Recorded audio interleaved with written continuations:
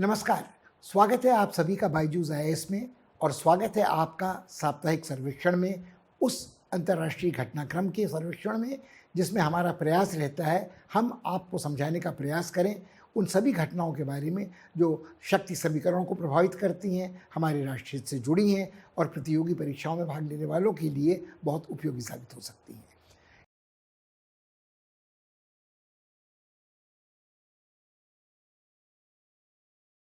इस बार जो विशेष कार्यक्रम हम आपके साथ इस संवाद के लिए प्रस्तुत कर रहे हैं, वो ओलंपिक खेलों से संबंधित है। इस वर्ष जापान में टोक्यो नगरी में जो ओलंपिक खेलों का समारोह हुआ था, वो बड़ी कठिन परिस्थितियों में हुआ था। वैश्विक महामारी कोरोना की चपेट में सारी दुनिया थी, जापान उससे अछूता नहीं था और जापान ने एक बार 1 वर्ष के लिए स्थगित होने के बाद भी इन खेलों को संपन्न कराना अपना कर्तव्य और जिम्मेदारी समझा, उसको एक प्राथमिकता दी। तो सबसे पहला सवाल तो लोगों के दिमाग में ये उठा कि जापान आखिर इससे क्या सिद्ध करना चाहता था। मगर ओलंपिक खेल एक ऐसे खेल हैं जो संसार में अंतर्राष्ट्रीय राजनीति के साथ बड़ी घनिष्ठ रूप से जुड़े हुए हैं। वो प्रभावित करते हैं किसी राष्ट्र की हस्ती को, उसकी छवि को, और प्रतिस्पर्धा जो होती है उससे भी बहुत सारी बातें पता चलती हैं कि कहाँ क्या हो रहा है, कौन देश अपने को दूसरे देश से श्रेष्ठ मानता है, उनकी जो प्रतिद्वंदिता अन्य दूसरे अखाड़ों में चल रही है वो क्या इस खेल के मैदान पर आकर शिथिल हो जाती है, कुछ तनाव घटता है या तनाव बढ़ता है। मगर ये सारी बातें जब हम करेंगे तो हमको एक बात ध्यान में रखनी होगी कि कभी भी ऐसा नहीं हुआ है कि ओलंपिक खेल जिनके आयोजकों का दावा है कि वो राजनीति से मुक्त रहते हैं, वो विश्व शांति को बढ़ावा देते हैं, वो नस्लवाद उपनिवेशवाद का विरोध करते हैं, तो उसके ये दावे कितने सही हैं और कितने दोहरे मानदंडों का प्रयोग जो अंतर्राष्ट्रीय ओलंपिक समिति है वो करती है, इसकी कुछ झलकियाँ हमें इस बार भी जापान में देखने को मिली। लोगों का ध्यान अटका रहता है तमगों की तालिका पर। भारत साल बहुत प्रसन्न होकर लौटा है कि हमारी झोली में इस साल किसी भी ओलंपिक की तुलना में अधिक तमगे आए हैं, मगर तमगे ही अपने आप में ओलंपिक का सच नहीं है। तो क्या है वो सच, यही देखने का, उसके विश्लेषण का प्रयास हम करेंगे इस कार्यक्रम।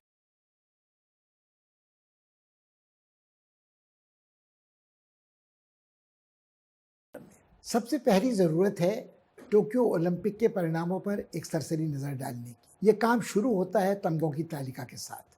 किसने कितने तमगे जीते, ये किसी भी देश की प्रतिष्ठा के साथ अभिन्न रूप से जुड़ा प्रश्न है और ये जब से शीत युद्ध के दौर में ओलंपिक खेलों का आयोजन होता था, तब से ये जानलेवा प्रतियोगिता एक तरह से बन गई थी। जो बड़ी शक्तियाँ प्रतिद्वंदी थीं अंतर्राष्ट्रीय रंगमंच पर अनेक रण क्षेत्रों में, उनके लिए ये भी खेलों का अखाड़ा एक रण क्षेत्र बन गया था। ये प्रमाणित करने के लिए कि जो देश सबसे अधिक तमगे जीतता है उसकी सामाजिक व्यवस्था, राजनीतिक प्रणाली, उसकी अर्थव्यवस्था उसके प्रतिद्वंदी से कहीं बेहतर है। अमेरिका प्रतिनिधित्व करता था मुक्त संसार का, जनतांत्रिक देशों का, पूंजीवादी व्यवस्था का।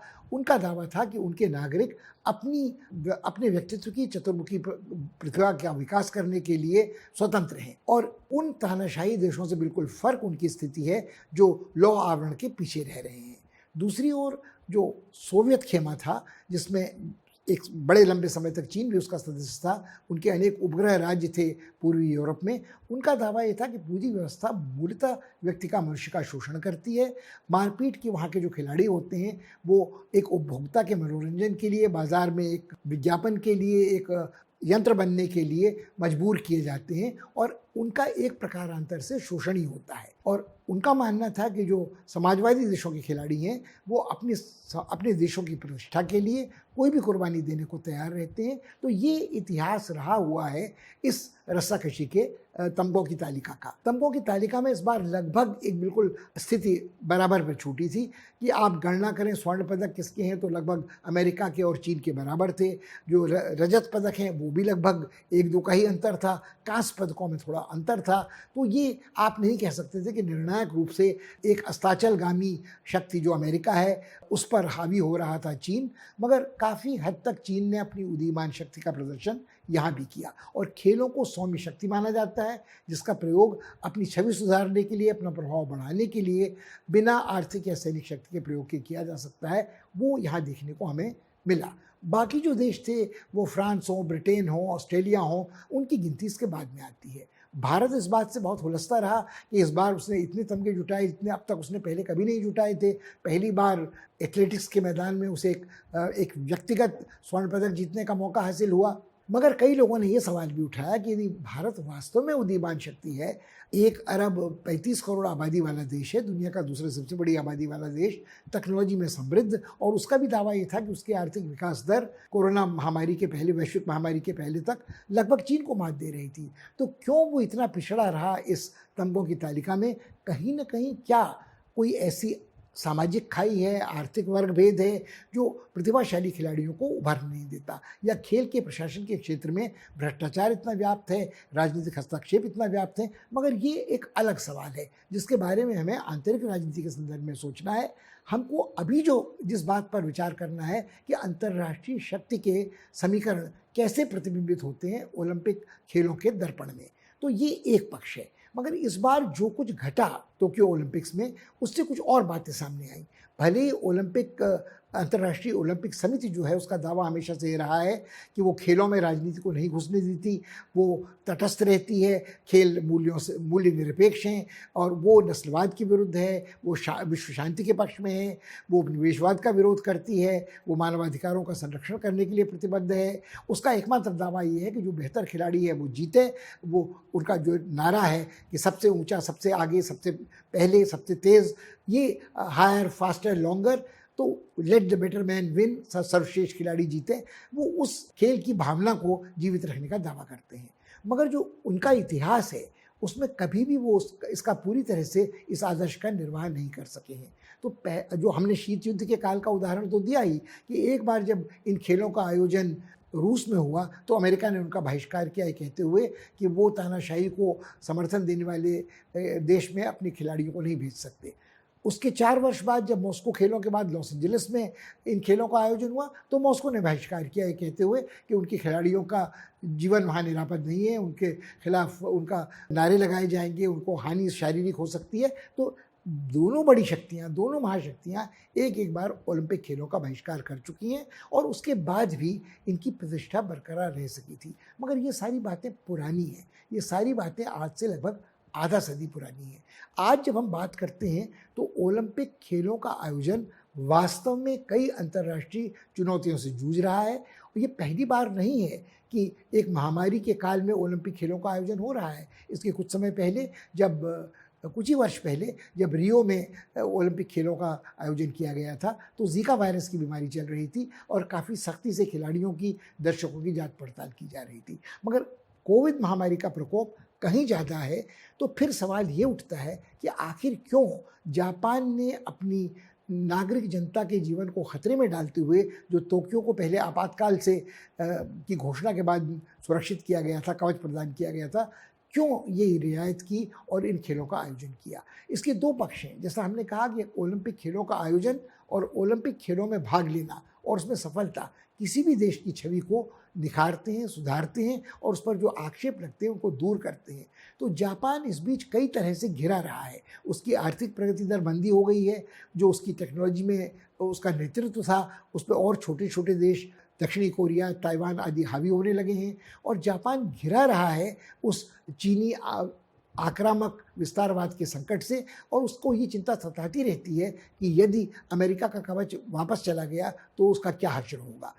तो जापान ये दिखाना चाहता था कि उसकी टेक्नोलॉजी की क्षमता इतनी अधिक है कि हाल ही में जो फुकुशिमा दुर्घटना के बाद प्रदूषित पदार्थ समुद्र की जल में विसर्जित किए गए थे, उसके बाद भी जापान की थोड़ी निंदा आलोचना हुई थी। तो जापान अपनी आत्मनिर्भरता, अपनी टेक्नोलॉजी सामर्थ्य ये दिखाना चाहता था कि इस कोरोना काल में भी वो निरापद खेलों का आयोजन कर सकता है और कोई इससे संक्रमण आगे बढ़ेगा नहीं। जिन परिस्थितियों में इन खेलों का आयोजन किया गया, उनके दर्शक वहाँ नहीं थे, मगर बड़े पैमाने पर इनका प्रसारण टेलीविज़न और इंटरनेट के माध्यम से किया गया। तो जो कुछ इन खेलों में घटा उसको दुनिया ने देखा। अब दुनिया ने देखा क्या? तो पहली बात तो ये थी कि ओलंपिक समिति ने ये घोषणा की थी कि किसी प्रकार की राजनीतिक नारेबाजी या विरोध का प्रदर्शन खेलों के दौरान नहीं होना चाहिए। उनको चिंता इस बात की थी कि अमेरिका में एक निहत्थे श्वेत व्यक्ति की एक गोरे पुलिसमैन द्वारा हत्या के बाद उसकी गर्दन पर घुटना टिकाकर उसका दम घोंट देने के बाद एक नया आंदोलन शुरू हुआ था, ब्लैक लाइव्स मैटर। और कई जगह खिलाड़ियों ने फुटबॉल खेलना शुरू करने के पहले या कोई और खेल करने के पहले अपने एक घुटने को नीचे टिकाकर उसको प्रतीक बनाने की कोशिश की थी। और इसके खिलाफ जो प्रतिक्रिया शुरू हुई थी, या इससे पहले जो साथ साथ प्रतिक्रिया शुरू हुई थी, उपनिवेशवाद के बड़े नेताओं की मूर्तियां गिराई गईं, जो अश्वेत दास्ता के समर्थक अमेरिकी जननायक थे उनकी मूर्तियां गिराई गईं। और इसकी प्रतिक्रिया में गोरों ने भी प्रतिरोध करना शुरू किया, जो पूर्व राष्ट्रपति ट्रंप के कार्यकाल में अमेरिका में देखने को श्वेत नागरिकों द्वारा सर्वोच्च श्रेष्ठता का दावा करने वाला प्रकरण भी हमारे सामने भूला नहीं था। एक और ये था, तो जब एक अश्वेत समलैंगिक सॉन्डर्स नामक अमेरिकी खिलाड़ी ने एक पदक जीता, और जब वो मंच पर गई तो उन्होंने ऐसे एक क्रॉस बनाकर अपने प्रतिरोध का प्रदर्शन किया। ये प्रतिरोध उतना नहीं था जितना समर्थन व्यक्त करने वाला प्रतीक था समलैंगिक व्यक्तियों के प्रति, उन सारे व्यक्तियों के प्रति जो अपने जन्म से जो उनका लिंग होता है उसको स्वीकार नहीं करते, बल्कि जो उनकी इच्छा होती है उसके अनुरूप वो लैंगिक आचरण करते हैं। तो इसको एक तरह का प्रतिरोध माना जा सकता है। मगर ये भी पहली बार नहीं हो रहा था। ओलंपिक समिति ने इसकी जांच की घोषणा कर दी, मगर इस खिलाड़ी की मां का देहांत हुआ था तो फिलहाल ये जांच स्थगित की गई है। मगर यदि आप याद करें तो पहले भी ऐसे बड़े शांतिपूर्ण प्रदर्शन ओलंपिक खेलों में हुए हैं। आप रोम खेलों की याद करें 1960 वाले, जो भारतीयों के लिए अविस्मरणीय हैं, मिल्खा सिंह की दौड़ के कारण, जो सबसे तेज़ दौड़े थे अपने जीवन में, और उन्होंने कांस्य पदक सिर्फ 1 सेकंड के 10वें हिस्से से गंवाया था पीछे मुड़कर देखने के कारण। मगर इसे आप छोड़िए, उसी ओलंपिक खेलों में कासियस क्ले ने, जो बाद में मोहम्मद अली बने इस्लाम ग्रहण करने के बाद, अपना आक्रोश व्यक्त किया था उस रंगभेदी नस्लवादी नीति के कारण जो अमेरिका में अशुद्धों को सोएम दर्जे का जीवन व्यतीत करने के लिए मजबूर कर रही थी। उसके बाद की कहानी कासियस क्ले की, जब वो मोहम्मद अली बने, बिल्कुल फ़र्क है। वो कवि बने, वो वर्ल्ड हेवीवेट चैंपियन बने, मगर उन्होंने अपना तमगा, जब उनको वास्तव में एक रेस्टोरेंट में गोरों ने उनके साथ अभद्र व्यवहार किया, उनको खाना पीना देने से इनकार किया, तो उन्होंने वो अपना स्वर्ण पदक नदी में फेंक दिया, और उनका पूरा मोहभंग अमेरिकी व्यवस्था से, जनतांत्रिक व्यवस्था से, तथाकथित जनतांत्रिक व्यवस्था से जो समता का पोषण करती थी, हो गया। तो ये हुआ है। और ऐसा ही नहीं हुआ है, बल्कि आप ये भी देखें कि कई बार दुर्भाग्य से आक्रोश का विस्फोट बेहद हिंसक रूप से भी हुआ है।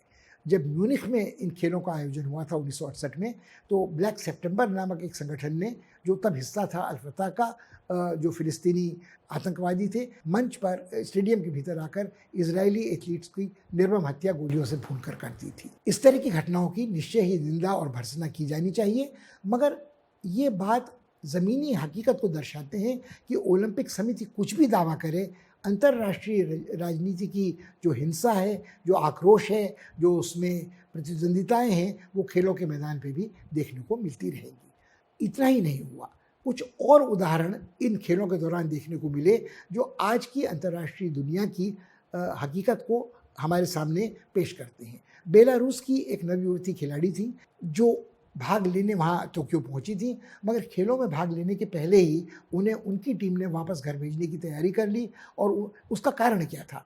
उनसे कहा गया कि वो 100 मीटर की दौड़ में हिस्सा लें, जिसके लिए वो तैयार नहीं थी। इस युवती का दोष सिर्फ इतना था कि उसने उस प्रतियोगिता में हिस्सा लेने से इनकार कर दिया था, जिसके लिए न तो उसे प्रशिक्षित किया गया था, न वो उसके लिए तैयार थी। मगर उसके जो प्रबंधक थे, जो मैनेजर थे, उन्होंने कहा कि यदि तुम अपने देश के आला अफसरों की इच्छा के खिलाफ कुछ करोगी तो हम तुम्हें खेल में भाग नहीं लेने देंगे, जिसके लिए वो 4 वर्ष से तैयारी कर रही थी, और उसे वापस घर भेजने की तैयारी कर ली गई। जब उस युवती को ये पता चला कि उसे वापस घर भेजा जा रहा है, तो उसने शिकायत की आयोजकों से कि घर पहुँचने पर उसके साथ अपराधी का जैसा बर्ताव किया जाएगा, शायद उसे जेल भेज दिया जाए, तरह तरह की प्रताड़ना उसकी की जाए, और यंत्रणा का सामना उसे करना पड़ेगा। उसने कुल मिलाकर अपने परिवार को, अपने मित्रों को त्यागने का फैसला किया और घर जाने के बनस्बत पोलैंड के दूतावास में शरण लेने की कोशिश की। इस काम में उसकी मदद खेलों के आयोजन कर रही जापानी पुलिस ने की, और उसके बाद निरापद उसे पोलिश दूतावास से हवाई अड्डे तक ले जाया गया, जहां से वो बेलारूस नहीं लौटी बल्कि सीधे पोलैंड चली गई। अब जहां तक बेलारूस का प्रश्न है, वहाँ एक ऐसे तानाशाह का शासन है जो पिछले 2 साल में जिनकी गद्दी कई बार डगमगाई डोली थी, उनके खिलाफ हज़ारों बेलारूसी नागरिकों ने प्रदर्शन किया था, अहिंसक झड़पें हुई थीं। जो वहाँ कोयले की खदानों में काम करने वाले लोग थे, उन्होंने भी पार्टी का विरोध किया था, अपने नेता का विरोध किया था। मगर कुल मिलाकर पुतिन का ज़बरदस्त समर्थन होने के कारण और रूस के समर्थन की पूरा विश्वास होने के कारण वो आज भी अपनी गद्दी पर बने हुए हैं और उन्होंने लगभग चिढ़ाने वाले अंदाज में पश्चिमी देशों से कहा कि जो तुम्हारे मन में आए कर लो, कुछ और प्रतिबंध लगाने तो वो भी कर लो और भाड़ में जाओ जहाँ भी तुमने अपने इन प्रतिबंधों को लेकर जाना है। मगर उनके तेवर ऐसे थे जिसको देखकर लगता है कि जो इस युवती ने किया वो हमारा ध्यान फिर उस भूले बिसरे प्रकरण की ओर लौटा ले गई कि क्या हो रहा है रूस में राजनीतिक विरोधियों के साथ, चाहे वो कितने ही अहिंसक क्यों न हो। क्या हो रहा है पूर्वी देशों में जहाँ न अभिव्यक्ति की स्वतंत्रता है, जहाँ जनतंत्र का हनन हो रहा है, जहाँ मानवाधिकारों का उल्लंघन हो रहा है। ये सारी बातें अगर आप देखें तो ओलंपिक के जरिए हमारे सामने बिल्कुल साफ झलकने लगती हैं। जिनको हम भुला रहे थे उनकी याद हमको आने लगती है। हमने कुछ देर पहले जिक्र किया था नस्लवाद का और ओलंपिक खेलों का। ऐसा पहली बार नहीं हुआ है कि किसी खिलाड़ी ने नस्लवाद के विरुद्ध अपने आक्रोश को प्रदर्शित किया हो या अपना समर्थन अभिव्यक्त किया हो अपनी अश्वेत बिरादरी के खिलाड़ियों के प्रति या जो लिंग भेद अन्याय से पीड़ित हैं। अगर याद करें 1936 के बर्लिन खेलों को, जिस समय उनका आयोजन वहाँ किया गया, तो तानाशाह हिटलर का शासन वहाँ था, जो भयंकर नस्लवादी थे, घनघोर नस्लवादी थे। उन्होंने यहूदियों का वंशनाशक नरसंहार किया था। उनका मानना था कि आर्य जाति के जो लोग होते हैं, नस्ल के, वो सर्वश्रेष्ठ होते हैं, वो सबसे शुद्ध होते हैं। और जब वहाँ दौड़ में इन आर्य खिलाड़ियों को पराजित कर एक अश्वेत जेसी ओवेंस अमेरिकी खिलाड़ी सामने आया तो उससे हाथ मिलाने में वो हिचकिचाते रहे और इस तरह से पर्दाफाश हुआ जर्मनी के महायुद्ध के विस्फोट के पहले ही कि किस तरह के नस्लवाद का गंदा जहर वहाँ फैल रहा था वहाँ के जनजीवन में। इसकी उपेक्षा करने के कारण, इसकी अनदेखी करने के कारण बहुत बड़े दुष्परिणाम का सामना विश्व को करना पड़ा था। मगर इसको हम ये नहीं कह सकते हैं कि ये बात उस चेतावनी के बाद हमेशा समाप्त हो गई। नस्लवाद अपनी जगह पर बरकरार है, वो रिश्तों को दूषित करता है देशों के बीच और वो ओलंपिक खेलों तक भी उसकी झलक हमको बारंबार देखने को मिलती है। मगर ये सिर्फ नस्लवाद या लिंग भेद का प्रश्न नहीं है। मानवाधिकारों के उल्लंघन का प्रश्न जो है वो काफ़ी उलझा हुआ है। क्या शरणार्थी इन खेलों में हिस्सा ले सकते हैं? और आज विश्व में बहुत बड़ी संख्या में ऐसे शरणार्थी हैं। अफगान शरणार्थी हैं दसियों लाखों में, सीरिया के शरणार्थी हैं, अफ्रीकी देशों के शरणार्थी हैं, दक्षिण अमेरिकी देशों के शरणार्थी हैं। तो क्या इनमें से कुछ सौभाग्यशाली हैं जिन देशों में उन्होंने शरण ली है उन देशों की सरकारें या ओलंपिक समितियां खेलों में भाग लेने की इजाज़त दे देती हैं। मगर कई ऐसे अभागे हैं जिनको इस कारण ये खेलों में भाग लेने का मौका नहीं मिलता क्योंकि उन सरकारों को लगता है यदि इनको इस तरह की मान्यता, अनौपचारिक मान्यता भी मिल गई तो शरण लेने के लिए उनका दावा जो है वो और पुख्ता हो जाएगा। मगर ऐसा नहीं था। सीरिया के कुछ शरणार्थी खिलाड़ियों ने भी इन खेलों में हिस्सा लिया और बरबस हमारे ध्यान दिलाया शरणार्थी समस्या के प्रति।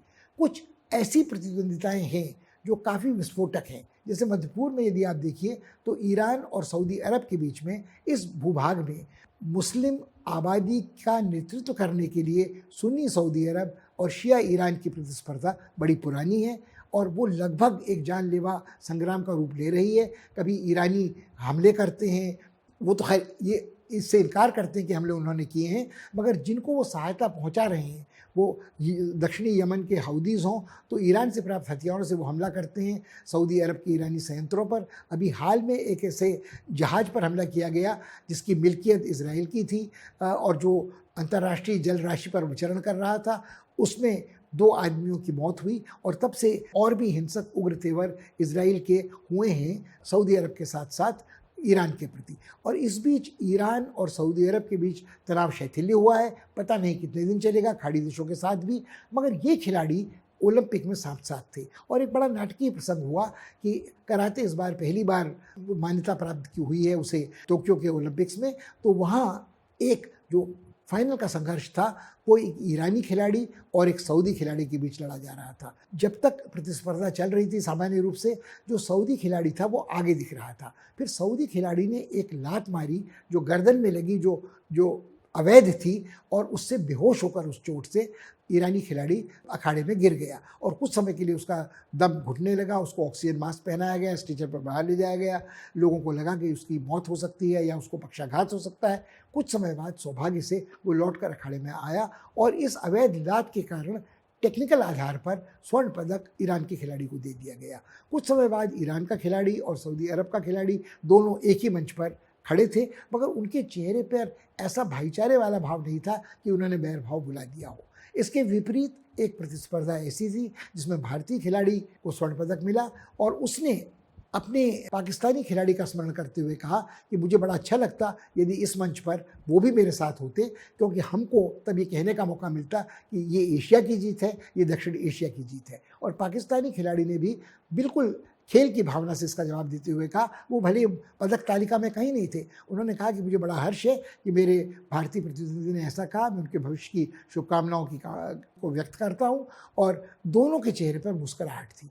तो कई बार ऐसा हुआ कि अमेरिकी खिलाड़ी चीनी खिलाड़ियों के साथ देखे गए, मगर इससे इस नतीजे पर पहुंचने की जल्दबाजी नहीं करनी चाहिए कि जिसे हम नागरिक समाज कहते हैं या आम आवाम कहते हैं, उसमें हमेशा भावनाएं सद्भाव की रहती हैं, सरकारें एक दूसरे के खिलाफ खड़ी रहती हैं। आप याद करें कुछ वर्ष पहले की ओलंपिक प्रतियोगिताएं, जब फाइनल में मुकाबला भारत और पाकिस्तान का होता था तो बहुत उग्र राष्ट्रवाद की भावना भड़कने लगती थी और कहीं ना कहीं जो जो एक बैर भाव था उसका विस्फोट खेल के मैदान पे भी होता था। कभी कभार ये देखने को हमको क्रिकेट के मैदान में भी आज तक देखने को मिलता है।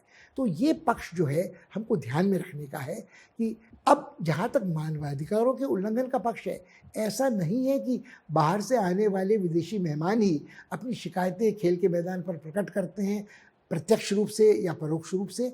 अनेक जापानी नागरिक भी ऐसे हैं जिनका मानना था कि उनके देश में इन खेलों का आयोजन नहीं किया जाना चाहिए था और उनके अपने सामान्य जीवन में बहुत बड़ी बाधा पड़ी है। इन खेलों को निरापद रखने के लिए, सुरक्षित रखने के लिए, महामारी के प्रकोप से बचाने के लिए उनसे उनके घर खाली करवाए गए। जिन बुनियादी ढांचों का निर्माण, मरम्मत आदि की गई, टोक्यो में पहले भी इन खेलों का आयोजन हो चुका है, तो लगभग मरम्मत, रखरखाव, उनके आधुनिकीकरण की बात थी।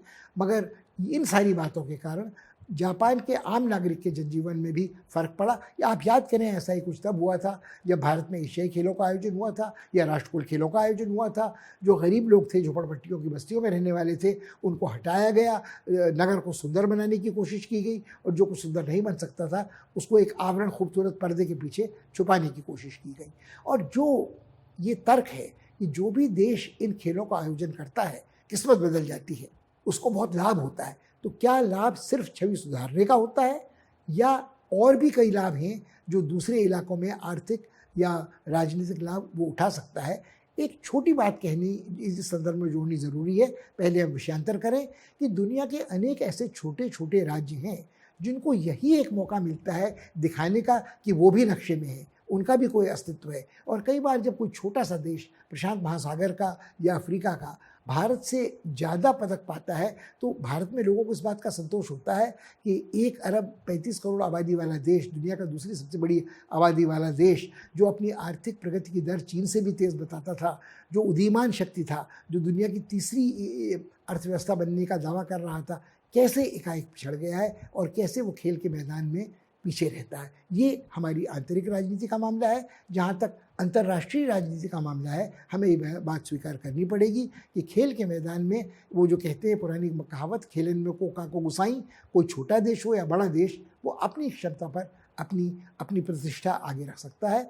और इसी तरह अगर आप देखें, इथियोपियाई का कोई खिलाड़ी वहाँ आता है तो लोगों को एकाएक याद आने लगती हैं वो घटनाएं जो अफ्रीका के उत्तरी छोर में घट रही हैं, रेनेसा बांध को लेकर, इथियोपिया की जो टकराव सूडान के साथ हो रहा है, तो सूडान का खिलाड़ी आए या इथियोपिया का खिलाड़ी आए, आपका ध्यान सोच जाता है। ग्रीस का यूनान का खिलाड़ी आए तो आपको तुर्की की याद आती है। तो कुल मिलाकर कहीं ना कहीं ये लगता है कि अपनी तमाम आदर्शवादी दावेदारी के बावजूद जब कभी ओलंपिक खेलों का आयोजन होता है तो दोहरे मानदंड झलकते हैं। कड़ी, कट्टर, जानलेवा प्रतिद्वंदता जो और मंचों पर रण क्षेत्रों में चल रही है, उसकी झलक हमें यहाँ भी देखने को मिलती है। और उसके साथ साथ जो अंतर 3-4 बड़े देशों का है, जिनको भाग्य विधाता अंतर्राष्ट्रीय राजनीति का कहा जा सकता है, और बाकी शक्तियों में तमगे की तालिका के अलावा भी बहुत सारी बातें विचारणीय हो जाती हैं। ओलंपिक खेलों का एक और आयाम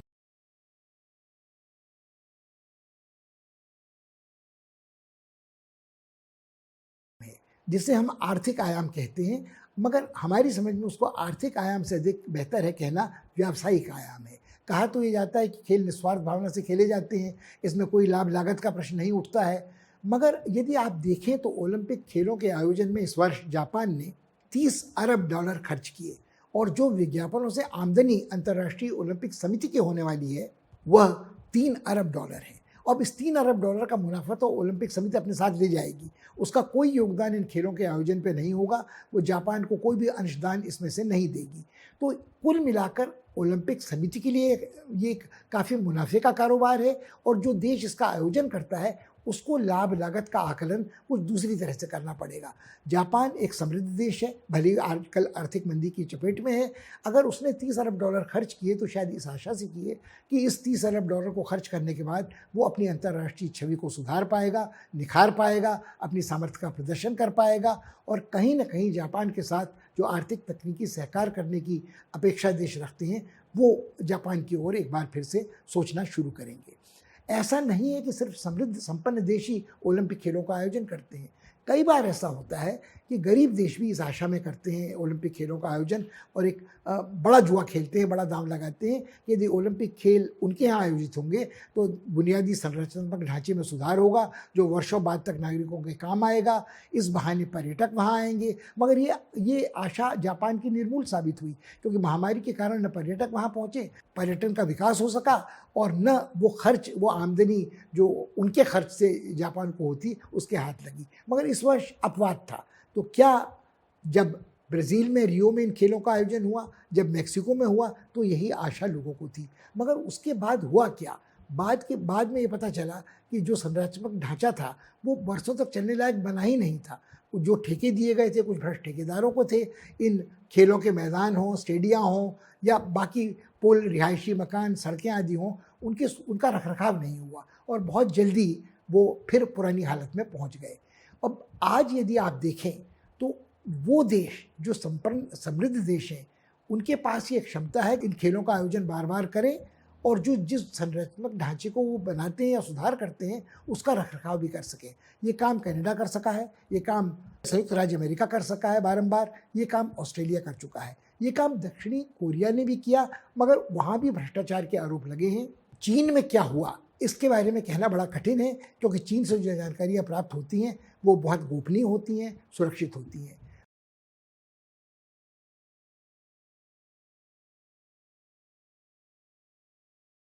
मगर जो सवाल मन को बेचैन करता है वो ये है कि भारत ने भले ही इस बार अपेक्षाकृत अधिक तमगे हासिल किए हों, क्यों भारत के खाते में कभी ओलंपिक खेलों के आयोजन की लॉटरी नहीं खुलती है? क्यों ऐसा है कि अगले 3 यानी 12 वर्ष तक जो ओलंपिक खेल आयोजित होंगे, पहले पेरिस में, फिर ऑस्ट्रेलिया में, फिर अन्यत्र, उसमें कहीं भारत की गिनती या दावेदारी नहीं रहेगी? तो क्या ये एक बुरी चीज़ है या अच्छी चीज़ है?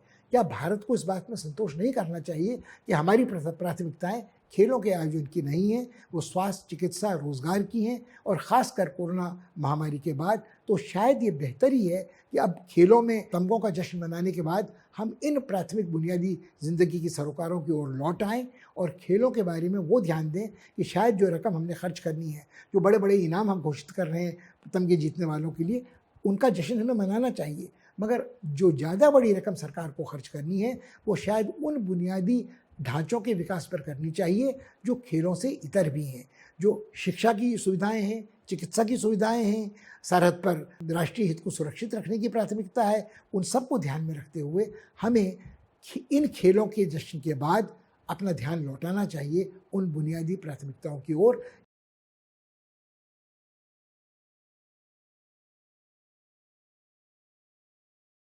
यदि आप ऐसा करने में समर्थ होते हैं तो आने वाले दिनों में हमारा जो संवाद आपके साथ होगा उसमें आप उन सब बुनियादी मुद्दों को बेहतर समझ पाएंगे जिसको इस बार रेखांकित करने की हमने कोशिश की है। चाहे वैचारिक विचारधारा का टकराव हो, चाहे मानवाधिकारों का उल्लंघन हो, चाहे जनतंत्र की रक्षा का प्रश्न हो, चाहे नरसंहार हो, चाहे नस्लवाद हो, चाहे लिंगभेदी अन्याय हो, चाहे शरणार्थियों के हित हों, चाहे व्यावसायिक बनाम राष्ट्रहित का टकराव हो, और इन सब चीज़ों की ओर ध्यान देने की ज़रूरत है। और यदि हम ऐसा करेंगे तो निश्चय ही आप बहुत सारे उलझे प्रश्नों को समझ पाएंगे। इस बार इतना ही, अगली बार आपसे मुलाकात फिर होगी अगले हफ्ते। तब तक के लिए विदा दीजिए। धन्यवाद, नमस्कार।